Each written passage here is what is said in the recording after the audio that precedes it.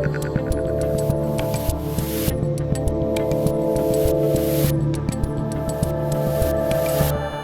right, people, I'm still Dave Rubin. This is still the Rubin Report, and welcome to another Friday Roundtable extravaganza. We're going to dive right into it. Joining me today is an author, a mathematician, a guy who's recently back on the Twitter machine, and a professional troublemaker, James Lindsay, and the editor-in-chief of the Post-Millennial, and now, I think as of like today, the new editor-in-chief of Human Events as well, Libby Emmons. James, Libby, welcome to the Rubin Report.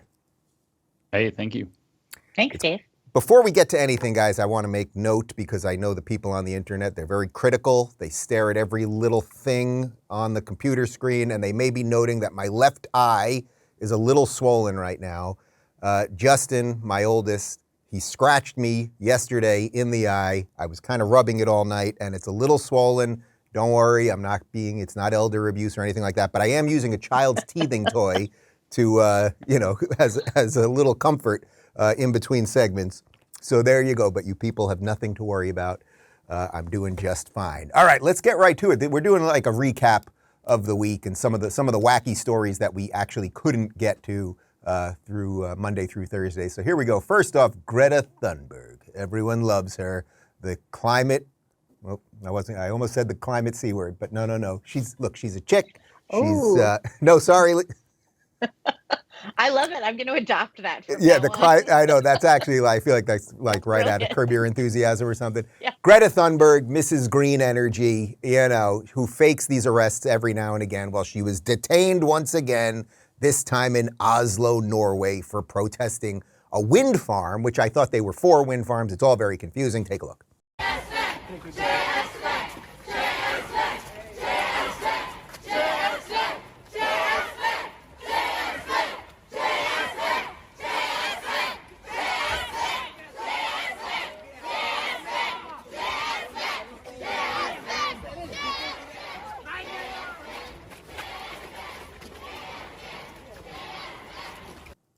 It all feels very staged. James, I don't know if you saw the one a couple weeks ago where they full-on staged it, where she was literally taking selfies with the police officers as they were arresting her.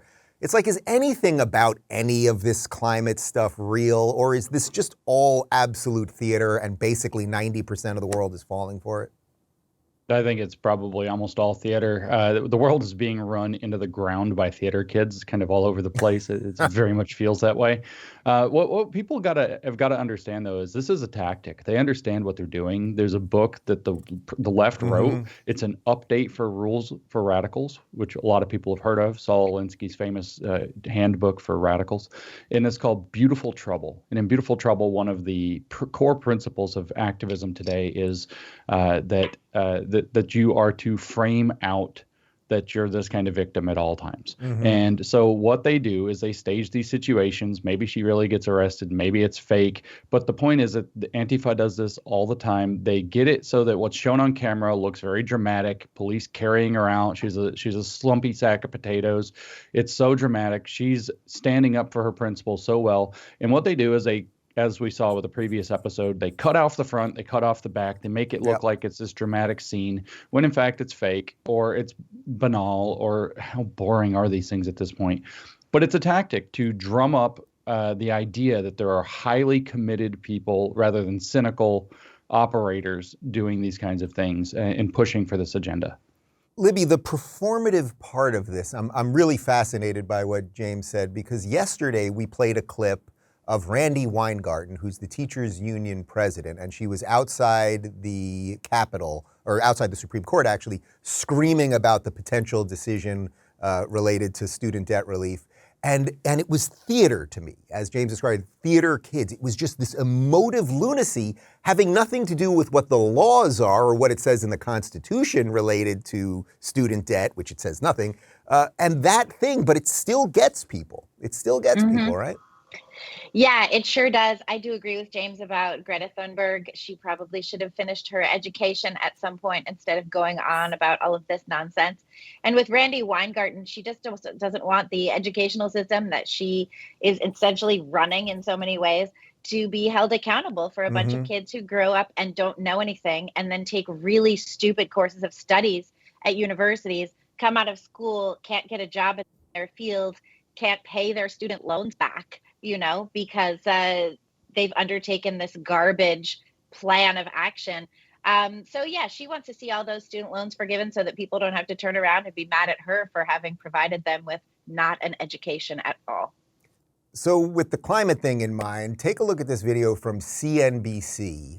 This is Goldman Sachs CEO David Solomon responding to a question related to ESG. But this is Vanguard's CEO, just wrote this recently, said, we cannot state that ESG, environmental, social, and governance investing, is better performance-wise than broad index investing. Our research indicates that ESG investing does not have any advantage over broad-based investing. What do you think of that as somebody who I think has advocated for the ideas around ESG? Well, I'm a big advocate for climate transition, but it's just that. It's a transition that's going to go on over a long period of time. I think one of the things we do as an asset manager is we meet the needs of capital allocators. And capital allocators are interested in allocating some capital, not all of their capital, some capital, towards technologies, towards opportunities that are driving the transition, that are making the world more sustainable, for all of us. And so I think it's important for us as an asset manager to participate in that. But what do you make of the political blowback, and how has that impacted your thinking about all of this? The political blowback really hasn't affected my thinking that meaningfully. I've always been of the belief that it's important for us to try to be constructive in allocating risk capital and driving risk capital toward technologies that can accelerate the transition. But it's a transition. It's going to take decades. James, I feel like you're going to have a field day with this one. So the questioner, the interviewer, is Andrew Sorkin. I actually think he did a pretty decent job there. In essence, he's saying, hey, these ESG funds don't really do much of anything. And immediately the Goldman Sachs CEO starts talking about climate transition. But I don't know that the average person who invests in a fund that Goldman Sachs is managing is really thinking, oh, what can I do for the environment? They generally want to make a couple bucks on their investment. Take it away. Oh my God, I could talk about this for the entire show. Can you give the people the simplest, I know my audience knows it, but can you give them the simplest explanation of ESG first before we go any further? Yeah, so ESG, it stands for E is environmental, S is social, and G is governance. It's a measuring stick that they're using to judge corporations and institutions about how compliant they are with whether it's at the United Nations, where ESG was created in 2003, whether it's at Davos, whatever these grand poobahs and oligarchs decide are acceptable environmental, social, and governing policies for corporations and institutions. They score institutions on how well they comply with those particular mandates. So it's a tool of control. It's actually a social credit system for corporations and large institutions. So that's what ESG is. It hides itself under the fake idea that certainly good environmental policy, social policy, and corporate governance could lead to better long-term investment portfolios if they were done maybe in a realistic way, as opposed to under the dictates of Al Gore or Klaus Schwab or something like this. But what the guy said is actually amazing. What he said is so shocking. So we see now that ESG is failing. There's a gigantic crusade against ESG, which I'm happy to take a fair share of the credit for starting. Yeah, you deserve it. And unfortunately, or fortunately, whatever, this fella is like, I don't care about the blowback. I care about a transition, a complete transition of our system, and a climate transition, he calls it. But this is a transition to climate communism. It's a transition to more control, centralized control, more what they call global cooperation toward their central control, meaning everybody has to do it, or else there'll be sanctions, there'll be fines, there'll be, I don't know, maybe they'll just destroy our infrastructure or something until we comply. There'll be another pandemic, who knows? There's going to be all these kinds of things that we have to do to make sure that everybody complies so that we can transition to a new sustainable economy, as they describe it. In fact, the ESG tool is used to prop up the United Nations Agenda 2030 Sustainable Development Goals. He calls it a transition. They call those 17 goals to transform our world. And that's the same transition, transform. It's the same program. But the goal is to shift onto a model they call stakeholder capitalism, what they call a circular economy, where we consume our own waste, and which sounds delicious and very much like a snake eating its own tail, but in the grossest possible way. And this is their objective, to make if you look back through the Marxist literature in the 50s and 60s and 70s, they were writing that the problem with capitalism isn't that it immiserates workers like Marx had said, it's that it's not sustainable. So we have to make capitalism sustainable in some way while simultaneously making socialism productive. And what we're dealing with under ESG and the Sustainable Development Goals is the bid to do this at global scale and to force all of us into it, eating bugs and living in pods and 15-minute cities and all of this nonsense. Libby, is this just one of the things that it's like sort of not sexy enough for the average person to understand? So they might have some money in a Goldman Sachs fund or in something that's ancillarily related, and they may not even realize that actually the companies are not going to do the best thing to, say, get a return on your investment, but rather climate transition and everything else that James just described. Yeah, I do think that is an issue. And I think that your average consumer of financial products is not looking to save the world by investing. They're just looking to have something in their retirement so that perhaps they don't have to lean on their kids or the government as they age. And the other thing, too, about this, and consumers are not, I think, at their base looking for all of this nonsense. But the other piece of it is that all of these DEI initiatives and climate initiatives that are being pushed through with ESG don't actually do what they purport to do, right? So when you say, like, we're investing in wind, we're investing in solar, we're investing in all of these things, they're only looking at the final product and what that means for the consumption of fossil fuels at the consumer level. They're not looking at the manufacturing processes of solar panels, for example, or lithium batteries or superconductors or the kind of cells that are needed to store this kind of energy and what that takes. So they're only looking at these very limited areas, and it's the limited areas that can make these people feel good about themselves because they're not seeing the detrimental impacts. But at the same time, the rest of the world is seeing these detrimental impacts. We're seeing issues, environmental issues created with wind farms off the coasts, the whales dying, all of this kind of stuff. So the goals are not even being, the stated goals are not even being met by this nonsense. And it is going to damage people's investments. If you're a consumer of financial products and you're looking to do something activist in the world, don't do it with your money, do it with your own self. Go out there and, pick up some trash by the riverbed or what have you. Whoa. You're asking young people to actually do something, not just say they're doing something? Yes. Radical. That is always my take. Yeah. True radical. But speaking of stated goals that are not really doing what they're supposed to be doing, I remember a feminist movement a long time ago that was about equality. Women wanted equality in the workplace and everywhere else. But unfortunately, that has very little to do with the modern feminist movement. And as you guys know, it's very important. March, we just got out of Black History Month, was February, and I celebrate it every day. This is Women's History Month, are we calling it? Are we calling it International Women's Month? And Hershey, which I thought their whole thing was about making good chocolate, they put out this incredible ad to celebrate the moment. My name is Faye Johnstone. I'm the Executive Director of Wisdom to Action. We can create a world where everyone is able to live in public space as their honest and authentic selves. See the women changing how we see the future at Hershey's Canada. Libby, we'll do women first. She's a dude, man, chick. Yeah. I mean, what? She's a man, baby. For real. Yeah. So Canada is totally off the rails. It's not even a real country. It's a totally fake place at this point. The people right. Oh, wait, just to be clear, this came from Yeah. Canada's Hershey subsidiary or whatever. You can tell because it has a 2 at the beginning of the LGBT alphabet soup, and the 2 is for Two-Spirit, which I don't know how it's not cultural appropriation to put that in your very Western weird thing, but what have you. Justin Trudeau knows, and we all just have to count on that. Yeah, I'm personally very sick and tired of men standing up there with long hair and makeup on and telling me they know better than anyone else and any woman what it is to be a woman. I'm sick of empowering a whole bunch of essentially straight white men to get up there and tell us that they're women while they claim to be lesbians and demand access to all sorts of women's spaces. The whole thing is so marvelously insane that I think a lot of people, when they first started seeing this coming around the bend, just thought, that's so obviously stupid. That can't be the way that we're going with these kinds of things. And now it is. Now here it is. Oh, but we can. James, Here can you it is. please put this chick in her place as a woman yourself? Yeah, you got to like settle down here for this month, Libby. Like just hold up.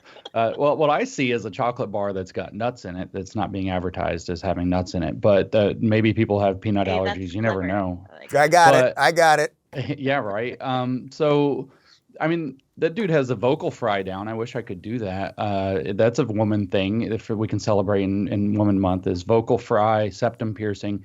No, but what we see is the complete inversion of reality. What we see is another opportunity, as you saw, to talk about reality in upside down world. This is your authentic self. He called itself. Authentic self, literally pretending to be what you're not, literally demanding people celebrate and affirm you for what you're not. And that's actually the magic formula. It starts off with we should tolerate this. It progresses to we have to accept this. It goes beyond that and we have to now celebrate it. And then at some point we have to participate in it to some degree. We have to participate in the lie. We have to participate in the delusion. If you don't want to eat the nuts, no nuts chocolate bar, you're probably a bigot. If you don't want this man in a woman's space, you're definitely a bigot. If you aren't interested in his lady thing, you are, as a woman, you are definitely transphobic, and you make all of your sexual decisions and personal decisions in your life based on genitals and how disgusting and crass you are. Of course, what we see throughout is just projection, total projection of severe pathology that is being encouraged and affirmed, especially in children, rather than dealt with, treated, tamped down.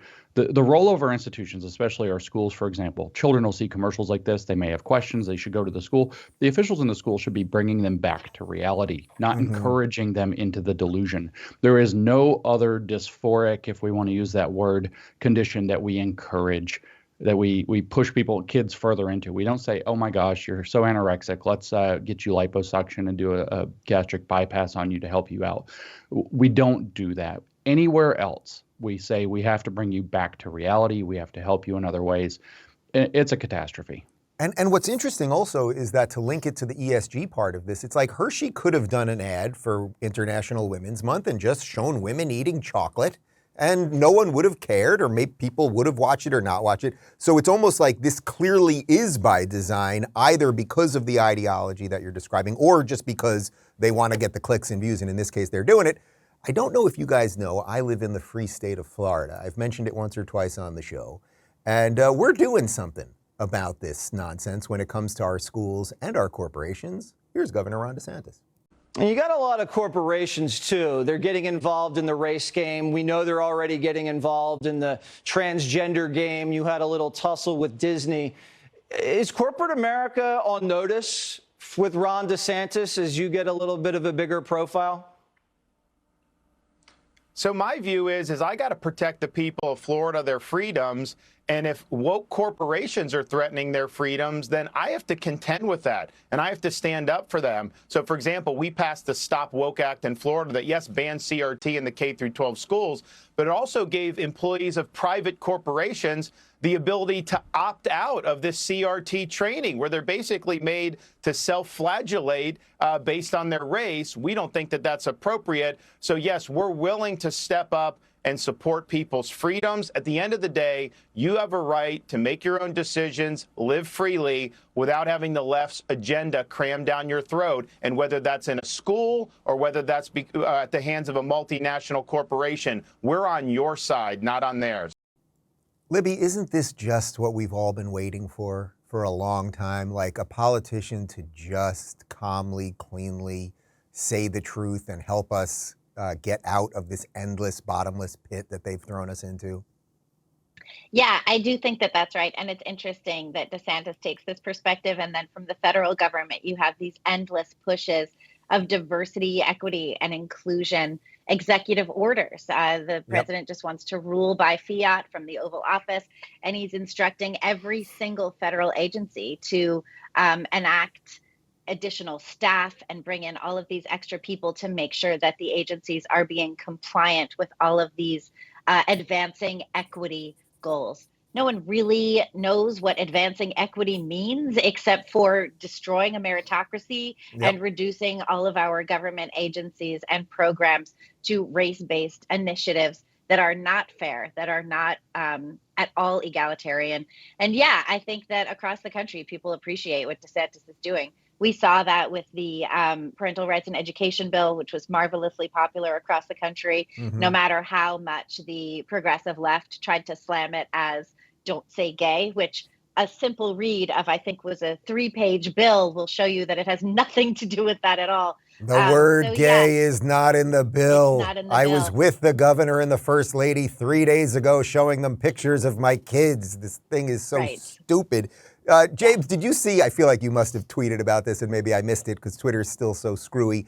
This guy, Sam, I think it's Sam Brighton, who was the assistant secretary to nuclear waste, something or other.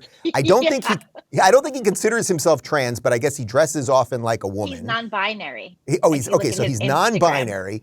But it turns out that this guy has been stealing luggage for years from airports, when you go downstairs to get your luggage after the flight. And it now has turned out that in 2018, he stole a bag of luggage from a black woman and has been wearing her dresses and posting pictures all over. Yeah, a fashion designer. So you have a man dressing like a woman and he's white, stealing a black woman's dresses, wearing them. And of course, he's progressive. I mean, it's like, what? I don't even have a question on that. You want to just do something over there? Give me something. I'll just riff a little. I'm glad you brought that up because it actually ties back to the previous segment. It ties back to this ESG issue, ties back to even what DeSantis said, because DeSantis is trying to protect people from workplace. He said self-flagellations. These are actually brainwashing sessions. These are Maoist brainwashing sessions. That's easy to prove once you study Mao, which they don't let us do in our red-washed education we have. They say whitewashed. It's actually red-washed. It's completely communist. Sympathizing. But what you have in International Women's Month or whatever Women's History Month, whatever March now is for the first time in history is, and I saw this coming about a month or two ago, and this character is a perfect example of it. So is the Hershey person. What we have is this push towards something they're calling Women Plus, which I think is Women Plus a hot dog, but I'm not quite positive what the plus is.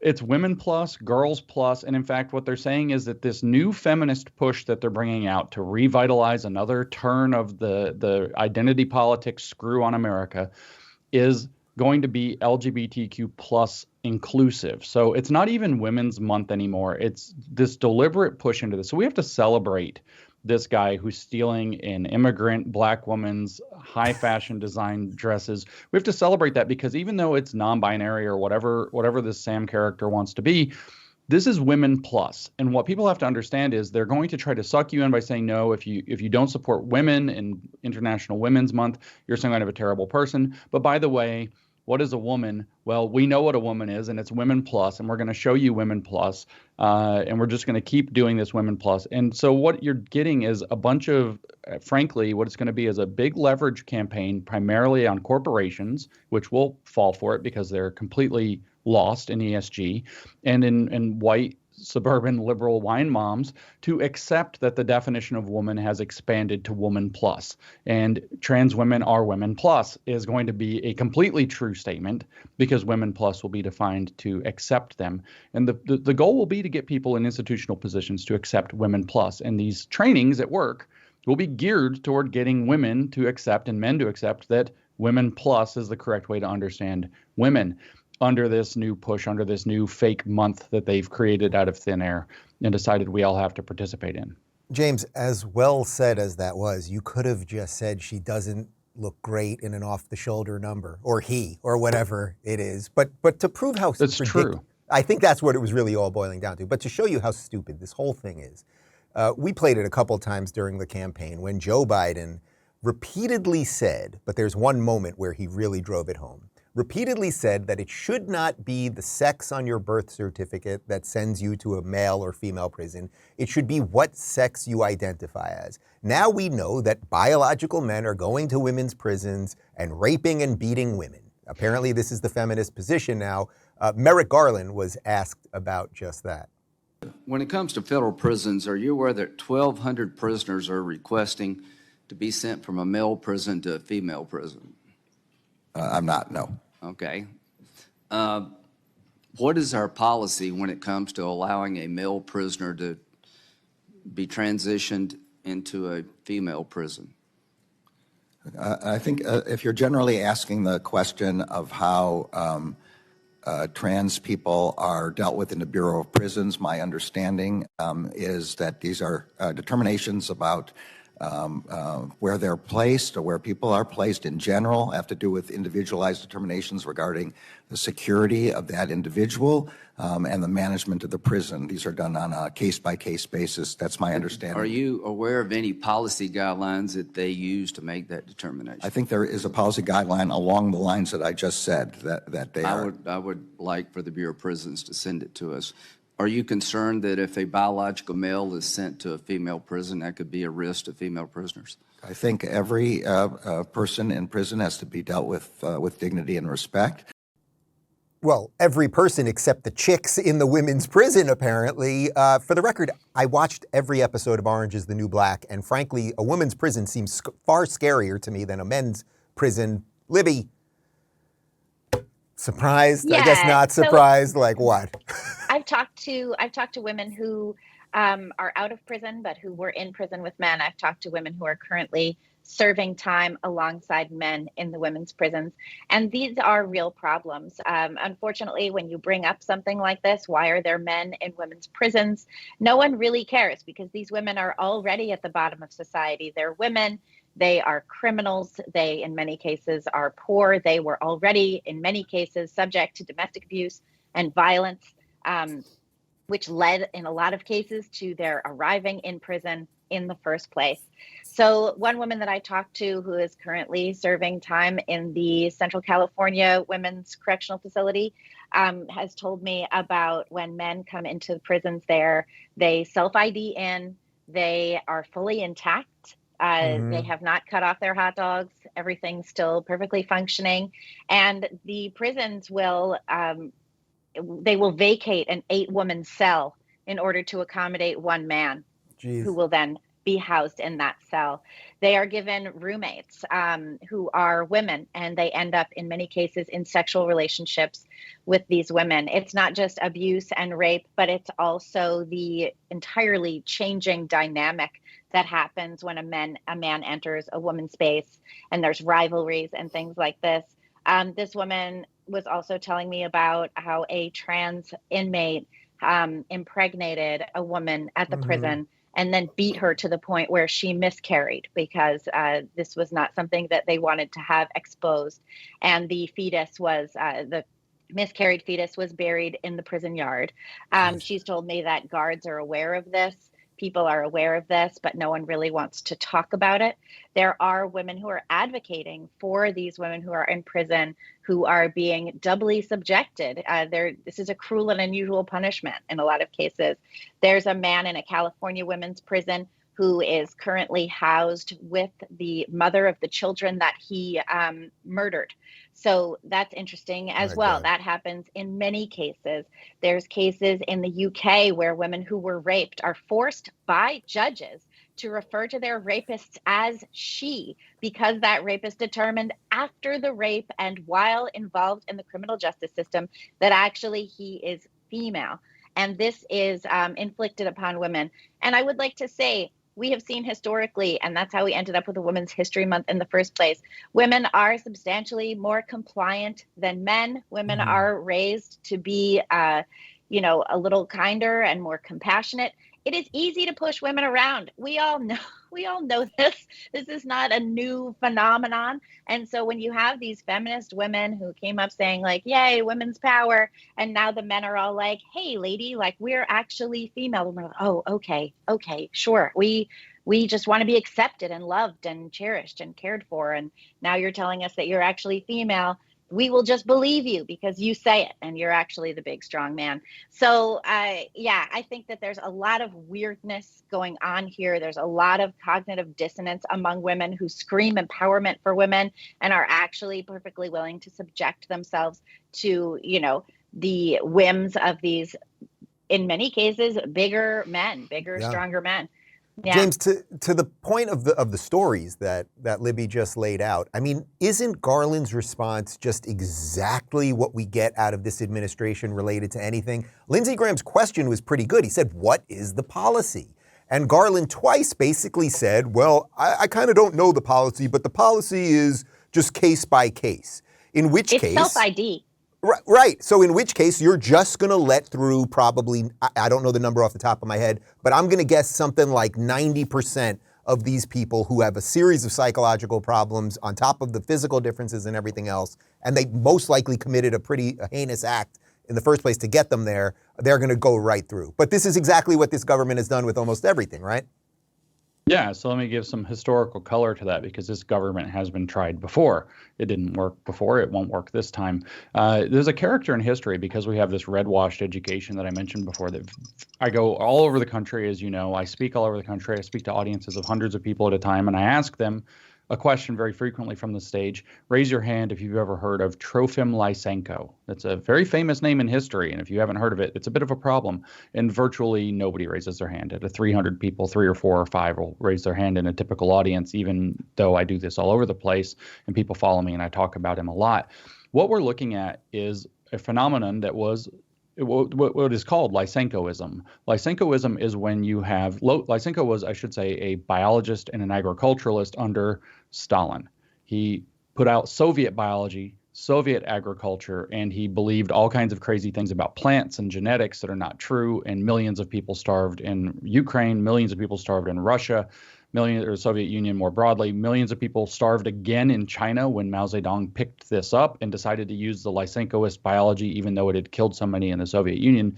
When you have an overriding of reality that's coming down unquestionably from a corrupt government, and here we're looking at the Attorney General of the United States, literally overriding basics of biology like male and female are fundamentally different. They are not the same thing. They are not transmutable. They are not fungible. When you have the communist-based or whatever-based ideology overriding reality as a matter of policy, what you are dealing with is Lysenkoism. Lysenkoism killed millions and millions of people in the Soviet Union, and in China, it will kill millions of people in the United States. This is just one dynamic within that. It's leading to the rapes, the murders, the myriad problems in women's prisons. It's dealing with the same thing in women's sports and girls' locker rooms. Then we can, of course, connect that back to what it's doing to young girls. I just heard the other day that the primary demographic, of course, that's getting into the trans movement to gain social status and character or whatever they're after is girls aged 10 to 14, which simultaneously, through some weird mystery I am thinking must be a mystery, is also the demographic that is increasing in suicide at the fastest rate at the same time. What a crazy coincidence that is. But what we have is a rejection of reality for an ideological drive, which is called Lysenkoism. And until Americans understand that we're going through the same motions in different packaging that places like the Soviet Union and places like the CCP, China under Mao Zedong already went, and that the consequences will be the same. Until we understand that, and that ties back to Greta Thunberg also with environmental farming or whatever, where we're all going to eat lentils, nobody can have any meat, we can't have any energy, whatever. This is all the same thing. This is Lysenkoism brought back, and millions, if not tens or hundreds of millions of people will suffer, will be castrated, will be sterilized, will die, will be immiserated by these programs. And to see this from this government is just an echo of history. It's just history rhyming again. And people, I think, are too asleep at the wheel and too underinformed because of our red-washed education system to realize what we're doing. You had a great line in there, rejection of reality for ideological drive. I mean, that seems to capture it more than anything else. Let's just do one more story here, which is actually connected to that very notion. The January 6th tapes, Kevin McCarthy is going to release them, or in essence, he's given about 40,000 hours of the tapes, the security footage, et cetera, to Tucker Carlson. And I assume at the moment, Tucker Carlson's team is going through them. And as I keep saying on this show, the truth is a time-release pill, and I suspect we are going to find out some more truth over the next coming weeks as Tucker releases some of this stuff. But there was a really just telling moment on the televised mental institution known as MSNBC. Journalist Dana Milbank talking about how scary it is that we might actually get transparency from this government. They love trans, just not transparency. Speaker Kevin McCarthy is under fire for sharing about 44,000 hours of surveillance camera footage from January 6th with Fox News host Tucker Carlson. Other media organizations, including NBC News, have demanded access to the tapes as well. The speaker is more than just a political leader. They also oversee the day-to-day administration of the Capitol, including security. Is there something unprecedented about what McCarthy has done here, Dana? Yeah, I mean, day after day, it seems that he breaks precedent after precedent. Look, I understand why the other media are asking for the same thing. The truth is, this doesn't belong in the public domain for anybody. That's the line. This doesn't belong in the public domain. We are told that there was an insurrection, that the United States almost fell on that day, despite these people having no plans. Apparently, one guy had a Lego set. He didn't even bring it, of the Capitol. AOC was freaking out. But we should not know about this stuff. I take it you're not surprised, Libby. They're better than us, and they know, right? Yes, these are our superiors, and we must bow down before their superior judgment.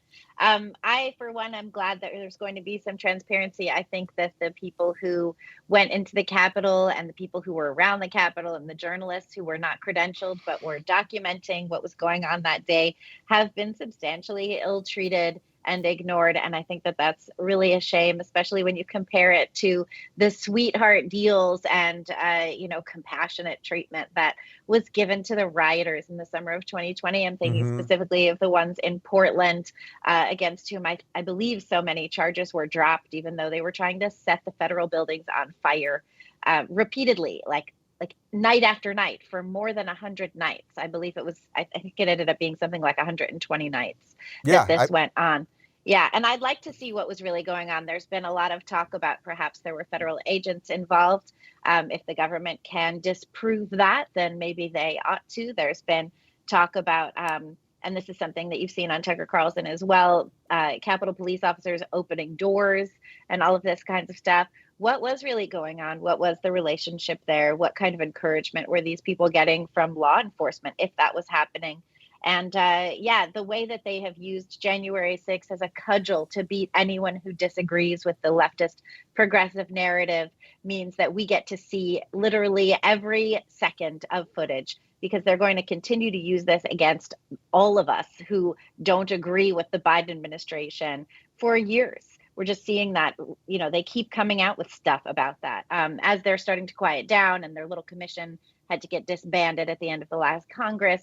We haven't heard as much about it, but I do respect and appreciate McCarthy for giving over these Yeah, tapes. and I will give the devil his due here. I mean, McCarthy, if he wanted to do this, I suppose in the most clean way, maybe he could have just released it all together, whatever that means, just put it out there on the internet and let people go through it. Or he could have said, hey, I'm giving it to Tucker, but I'm also giving it to Anderson Cooper or something. So I think there's a little degree of, by going to someone who obviously is partisan, I like Tucker, but he is what he is, obviously. I'll give them a little nudge on that. But that's not really what this is about, right, James? Because clearly they're going to find some stuff in there, perhaps more videos of officers literally removing barriers and welcoming people in and things like that. And that's the last thing that the mainstream media wants to get out there, right? Well, I mean, before we can give more commentary, I think we all need to have a moment of silence for AOC. Nobody has died this many times over this terrible event. And she keeps coming back like Freddy Krueger. Yeah, it's amazing, but we've got to hold out for that. We've got to have a vigil. I think we should go to the border and cry by offense. There are a lot of things we should be doing. But the fact of the matter is the way that they're framing this is actually, to me, hilarious, because it's proof that much like January 6th itself, they don't have anything. They're framing it that it threatens Capitol security.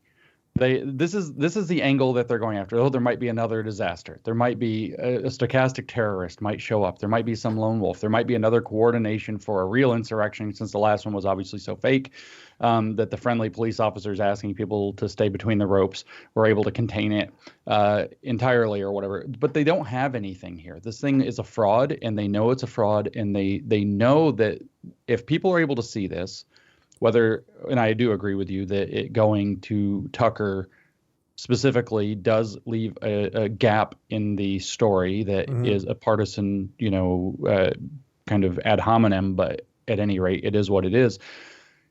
They realize that when this goes to the public, people are going to see through the fraud. And this, I think, is one of the paralyzing fears of this regime or administration in general, is that the fraud is a time bomb for them. It's only a matter of time until things start to come out. The truth has a way of worming its way out. And in this case, they are desperate to try to get a clamp back on this story because they know that it was never what they said it was, and that they've used it as such a damaging political cudgel. They've used it as an excuse to jail political opponents. They've used it as an excuse to try to rewrite our laws around to try to disenfranchise President Trump from being able to run again. They've used it in a wide variety of completely communist ways, frankly, and the fraud is going to get exposed as the truth comes out. So what they have to do is try to put a lid on it. And what is their favorite last-ditch effort when they have to try? It's usually their first line of attack and their last line of attack when they have to try to get a lid on something. Well, of course, it's that it threatens safety in some way. This is going to threaten our safety. The Capitol, somehow this footage, like we haven't already seen lots of it, is somehow going to compromise secret entrances to the Capitol or whatever. By the way, did anybody figure out who planted that bomb? Has that been done yet? No, we're not allowed to ask about that one. Sorry. I wonder if that's in the footage. That would be great. So, I mean, this is just proof that they don't have anything, and they know that they're likely to get exposed. I think it's extremely transparent. They're acting in a paranoid and anxious way. They're bringing up completely ridiculous things. We have Dana saying that it shouldn't be in the hands of anybody. So again, we go back to the point, like you said, these are our betters. These are our Gnostic overlords who know how to interpret everything like that footage to come out to insurrection, which everybody understands is fake. And we're all supposed to just accept their expert opinion, not promulgate, misinformation or disinformation like the tapes themselves. And that's the warp and the weft of this entire administration for all the same reasons I'm talking about. Yeah, to that point, so we've got one more clip for you. This is Eric Swalwell. Now, Eric Swalwell, we know, had a relationship with a Chinese spy. McCarthy has said this multiple times, and you know it's true, because if it wasn't true, the mainstream media would be going after McCarthy, but they're not. So it is true. He has talked to people at the FBI. He said it on my show a year and a half ago, but he's repeatedly said it since he's been House leader. But anyway, Eric Swalwell, Democrat congressman from California, here he is freaking out over the release of the tapes, and it's fairly obvious because it's just what you just said, James. He knows there's something there.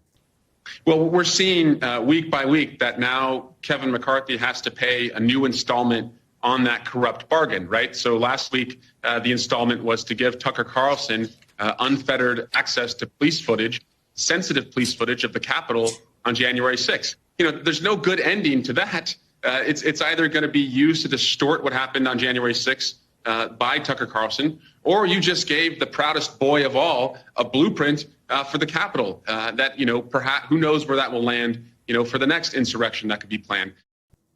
All right, I really despise this guy. I mean, I at this point hate a lot of people in government, but this guy, I mean, the implication he calls him the proudest boy of all, somehow that Tucker Carlson is either a white supremacist or something like that. The other piece on the Tucker part of this is that I feel like I can say this fairly honestly. I know Tucker well enough that if they go through all 40,000 hours and there's nothing there, that's exactly what he would say. I don't think he's sitting there to edit this in a weird way. I really, really do not. But Libby, that's what this is all about, right? Like Swalwell knows this is just going to be another one of those things where we're allowed to tell you the truth basically a year or two later, right? Yeah, and I think it's so interesting that keeps happening. We saw that.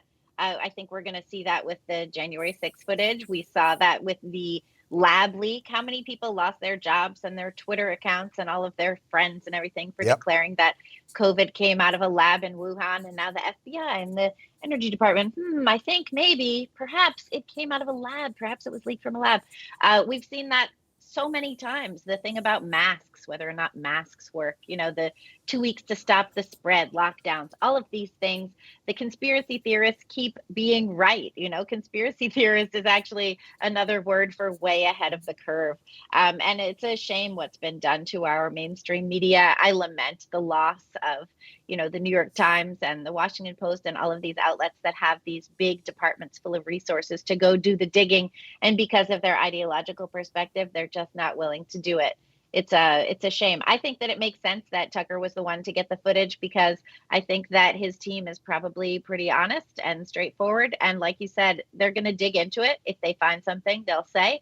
If they don't find something, they'll say that as well. I don't think MSNBC would be even remotely as, considerate in that regard. Right, and the bigger problem would be, even if he gave one set of it to Tucker and one set to someone at MSNBC, we're all so divided at this point that they'll show you the exact same thing and analyze it in a completely different way. So maybe it's a moot point. James, I know you like phrases. You're a man of history. You like phrases that succinctly say things. So, my line on this has been that truth is a time-release pill. But for now on, I think I'm going to call this time-truth disorder. What do you think about that? Time-truth disorder. I like that, actually. That's what it is. It really is. I mean, a friend of mine, Wade Miller, calls conspiracy theories future facts. And I kind of like that as well. But speaking of, conspiracy theories and being unable to look at Eric Swalwell's face, I happened to notice the CIA emblem over his shoulder and kind of fixated on that while he's sitting there talking. But the point I really want to draw out from that clip was that comment you regarded, or that you brought up, where he regarded Tucker Carlson as the proudest boy of them all. And so this is that appeal to the Proud Boy. So I'm gonna do a callback to something I mentioned earlier, which is that book, Beautiful Trouble, which is available online for free. I think anybody who wants to understand leftist activism needs to go read it. You're not a serious player in what's happening if you haven't looked at Beautiful Trouble. Another one of their core principles is your target's reaction is your real action. Mm-hmm. So by provoking society through the things that happened in 2020, through the things that have happened since, through the drag queens, they get this organization to come into formation called the Proud Boys. The Proud Boys show up to things. They act in a, quietly or modestly or sometimes not intimidating manner. They're an anti-Antifa, if you will, a dialectical opposite of Antifa. And they have become that as a reaction to the provocations of BLM, Antifa, et cetera, that have been happening, Drag Queen Story Hour, that have been happening throughout the country. Those are provocations. They're strategic provocations. This is unconventional warfare. And they have generated that reaction, and listen to what they do with it. It comes up every single time. So when you react badly, when you react the way that they want you to react, they are weaponizing you for their narratives, for the different tools that they're going to use, for the justification to, have to shut things down or control speech or control thought or control whatever. So Proud Boys became an emblem in that it's the reaction. And you can actually say, if you understand the principle in Beautiful Trouble, that reaction was exactly the thing that they needed, just like the event in J6 was exactly the thing that they needed, even though it wasn't, because it didn't pan out the way that they could have really used it, to drive a narrative that something's happening in this country that's the opposite of what's really happening. There was an insurrection on January 6th. I know there was an insurrection on November 3rd or whatever it was previously. So they cover up their own insurrection with the fake insurrection. They cover up the fact of Antifa violence and Drag Queen Story Hour provocations, drag queen performances for children and now babies apparently everywhere with, the Proud Boys are violent and we have to resist this anti-LGBTQ hate, blah, blah, blah, blah, blah. And so that understanding that they are provoking reactions and using reactions. That's what Greta does. She provokes a reaction. She fake gets arrested, puts it on a camera. Understanding that this is a fundamental objective, a fundamental tool of their activism that keeps moving the ball for them, allows us to figure out ways to short circuit that and sidestep it. So I really just want to draw your attention to the fact that he said, proudest boy of them all, to loop Tucker Carlson into that narrative arc that they're using with so much productivity on your kind of average, not paying attention, scared leftist, suburban wine mom or whatever that's paying attention to these mental asylums called CNN and MSNBC and so on. James, I don't think I can top that as a closing to the show. So I want to thank you, James, you, Libby. You guys are awesome as always. I am going to re-ice this thing and put a teething toy on my eye and hopefully make it through the weekend. I thank you guys. I thank everybody for watching. And actually, there's no post-game show today because I'm actually in New York right now because I did Gutfeld last night. But I will be on Dan Bongino's Unfiltered Saturday night on Fox. And hopefully I survive New York City and make it back. Thanks, everybody, and see you on Monday.